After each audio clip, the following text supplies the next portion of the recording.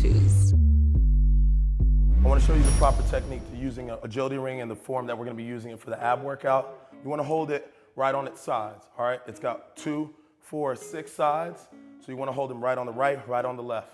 I want you to make sure that your ankles are at 90 degrees. You lean all the way back, let that upper back touch the floor. My hands are where they need to be. I come 45 degrees up. Just before I get to the top of my sit-up, I pull my knee and toe towards me.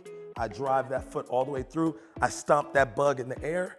I disengage my core. Then what do? Engage that core again, pull that foot out, stomp that bug in the air again, lay back down. That's the technique. Then we're gonna go to the other side, same mechanics.